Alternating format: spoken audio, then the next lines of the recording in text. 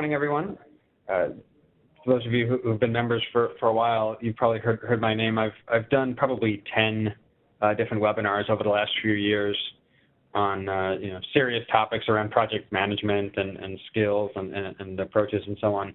This is meant to be a much lighter presentation, a lot more sort of fun around sort of our profession and our practice, sort of in the context of the classic kung fu movies of the 1970s and 80s. So I grew up in the 70s in New York, and every Sunday they had the Kung Fu Theater on, and I was always a fan of those. And the more I thought about it, the more it seemed very similar to our profession. And so the thought is, and of this presentation, is that project management really resembles these kung fu movies. And therefore, we'll talk about sort of some of the different styles of project management and kung fu, and maybe think about some different techniques for being effective, and hopefully, and certainly a different way of thinking about our practice, more as sort of, kung fu martial arts warriors as opposed to project managers walking around with project plans. So again, meant to be fun, entertaining, possibly educational. And so sort of, take it with that as we go through it.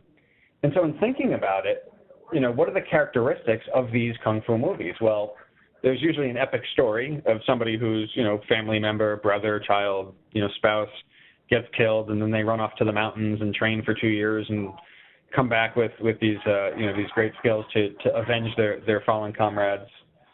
They usually have superhuman moves and can, run on top of trees or climb up things or fly in the air. Usually use different techniques. A lot of times in the middle of the movie, they'd sort of call out the type of technique that they would use. Because of the dubbing of the Chinese or Hong Kong movies, generally, the words didn't match their lips. And so these are the classic characteristics of those movies. And so if you think about it, sort of like project management, right? Generally we have epic stories and projects and programs that we need to manage. We're sort of expected to have superhuman moves to accomplish these programs. We generally use different techniques to manage our programs. And sometimes, maybe our words don't necessarily match our lips, like when we say something is in green status or that, we've got it all under control. So, hopefully you're beginning to see the resemblances between the two approaches.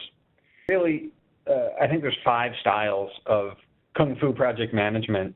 And like in the movies, I think each style has special traits and characteristics that should be used at a certain time. So it's not just using the different styles. And for the person who posted the note, yes, I've been to Canal Street in Chinatown many times for the martial arts movies, as well as collecting different souvenirs. And so the 5 styles are the dragon style, and the cat style, the monkey style, the snake style, and the crane style. And for each of these styles, I will be sort of talking about, in terms of project management, what are the characteristics of these types of styles and maybe when they're best used. And so dragon perspective, these are the people who are aggressive, right? They're loud, maybe they're breathing fire and yelling at people. Generally they tend to be very direct, and I think they use fear as a motivator. And so, everybody knows these types of people that are just loud and abrasive and sort of try to control situations and so on. And, again, there's probably a time and a place for that, and there's probably not, and we'll get into that in a second. So then the next style is the crane. And so think about, they sort of stick their necks out, right? And so these generally are people who like to take risks. They say sort of anything is possible, which is always interesting for those of us who have to deliver on the commitments for people who are saying things like this. The third style is the snake. As you can imagine, these people are sort of sneaky. Maybe they don't give out information. They like to hoard information for themselves. Maybe they're good talkers, right? They're sort of like the used car salesman type of project managers. And I think for each of these styles, people probably have mental models of folks they've worked with who demonstrate these characteristics. Style, you can imagine, these are sort of your gregarious, social type people. I think I fall more into this style than others. They're sort of everybody's friend, and they like to build team camaraderie, and it's about sort of building and fostering relationships. And then the last style is the cat style. These people are cautious, reluctant to act quickly, right? They like to make sure that they have all the information available before they make decisions and so on. And so again, you got the 5 different styles. They're all sort of very distinctly used and characteristics. But like in the martial arts movies, there's certain styles that beat other styles. I think there's probably an appropriate place for each of these styles. And so if you think about the dragon style, we said that's aggressive and a fear as a motivator. When's the best time to use that? Well, maybe when expectations are set and not done. So if somebody tells me they're going to deliver something on Friday and, today's Tuesday and they still haven't done it and I followed up with them 2 times, maybe you can get a little aggressive and say, hey, you committed to this and I'm expecting that you do this, the work isn't done.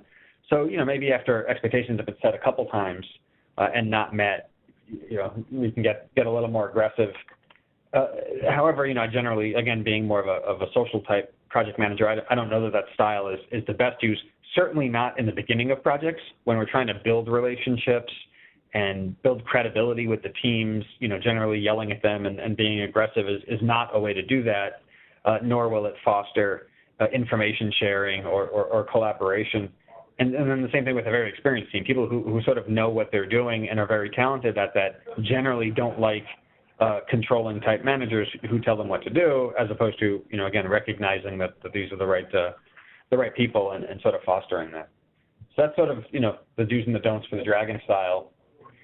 The crane, again, those are sticking out their neck. They like to take risks. Probably makes sense where we have creative projects where we can take risks. Maybe deadlines aren't critical, so we have time. I've never been on any of those projects, but I suspect there are some out there where we have more ability to try different things and to take risks, as opposed to projects where there's schedule constraints and we're working towards timelines. May not want to spend time taking too many risks and thinking through scenarios and options. And certainly with those things that have big implications. And so again, it's a balance of knowing when to be risk taking and when to sort of buckle down, choose a path and work towards those commitments. The snake, again, they're sneaky. They're good talkers. Again, I don't know that this is the best technique. So maybe in minor problems that's okay to sort of talk through them. But certainly when there's big problems, we don't want a false sense of confidence or somebody just sort of talking around them or trying to talk past them, as opposed to recognizing that there are problems, being transparent and so on. And same thing early in the project, when as project managers, we're building credibility with our teams and trying to foster that sense of teamwork. I think people can tell very quickly if someone's not genuine and if they're sort of that used car salesman. The team gets turned off very, very quickly. And I also think generally management is pretty in tune with recognizing those types of people. So then the monkey, that's my, the social type of thing. I think that does make sense early in a project when you're trying to build relationships and foster them is spending the effort and time. And same thing with the stress reliever. We spend so much time in work. I like to keep things light and joke around with the teams. And I think it sort of releases the pressure and it focuses more on sort of the camaraderie of the team, as opposed to just, pounding my fists and yelling at them.